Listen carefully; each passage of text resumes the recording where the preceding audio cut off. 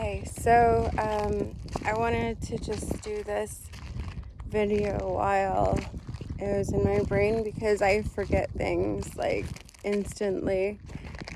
And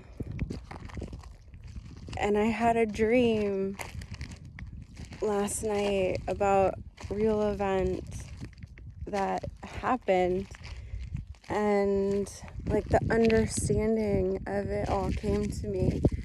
And a couple of things that my dreams are totally messed up, and not in the way that you would think that, like, oh, there was this flying monster and I could, like, jet ski through the clouds or something. No, they're like me doing the dishes, or like building a donut. That the good shop, but being like really socially awkward about it. And then I wake up and I'm like, where's my donut? Or why aren't the dishes done? Things like that. So yeah, I dream about these real events and past, present, future, whatever. And so I had a dream about this event that took place when I was like 21, probably. And I mean 21, 22, but I think it was 21. And part of the reason I didn't know how incredibly sensitive I am to stimulants, like light, sound, smells, things like that, is because I was constantly numbing myself with things, so that I wouldn't have to deal with that and I could function in society, which is another thing about all of this, is how awful we treat people that are not able to function in this society that we've created that is so far from a natural human society, and that's why we have all of these things like anxiety and depression and these illnesses popping up. But aside from that, I believe that people with certain types of spectrum, like that are on the spectrum or whatever, have that innate sort of sense of knowing what humans need. And anyway, so it was my first time in a Walmart at 21, and I hadn't been in because I was afraid of them. I knew that was like too big and too much and stuff like that, and also I didn't believe in what they were doing and selling and things. And I was with the guy I was dating at the time, and he wanted to go into Walmart for reasons that I'll get into in my life story shortly, which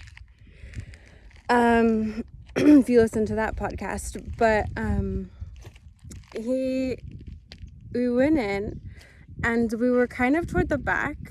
Like, I remember being toward the TVs and kind of stereo things, and it was a long way from the front, and it seemed like it was like Alice in Wonderland or something, like distorted and so far away, and I was so small, and the lights were incredibly bright, and I was getting really dizzy, and I was like, oh my gosh, like, I'm going crazy, like, I have to get out of here. And then something started beeping.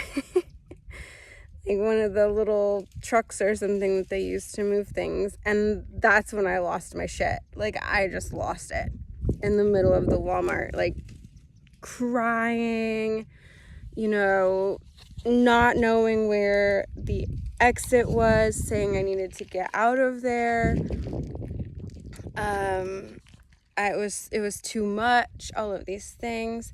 I remember the guy just being completely embarrassed and like pulling me up and saying like, what the hell is wrong with you? Like, there's nothing going on. Like, what are you on? Blah, blah, blah. Like, thinking I was on drugs or something. And, you know, getting a lot of backlash from it afterwards, after we got out of there, and how embarrassed he was of me and things like that. And, you know, it was sensory overload. And, that was one of the, like, huge things that I was aware of, but just thought I was crazy, that this wasn't happening. Like, this was just in my head or something. Like, I should be able to handle it like a normal person. And, you know, he was abusive in a lot of other ways, but this just kind of fueled the fire for more. And of course, now with the FND and things, like, it's exponentially like worse. I just completely dissociate and become paralyzed in those kinds of situations. I walked into a giant Home Depot with my mom a couple years ago and just dropped to the floor. Like, she's like, I'll just get the things you need. And I'm like, yeah, I literally can't get them. You know, so that's one of the reasons also I have the dog, is she senses when I need to get out of a situation, and she'll pull me toward the door and, you know, things like that, or help me when I am having a thing. They're playing in the wash right now, in the shade.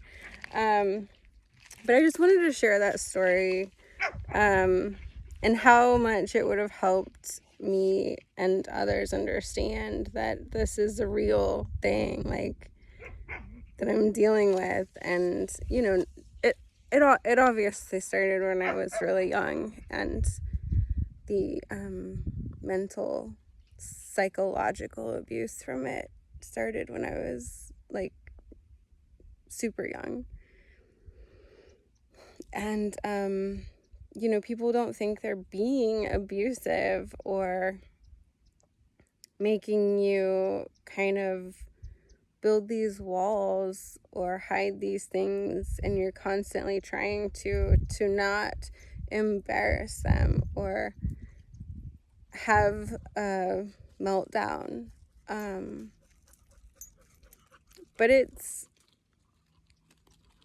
really hard. It's really hard on the psyche when you live a life like that. So I just wanted to share before I forgot, because I forget these things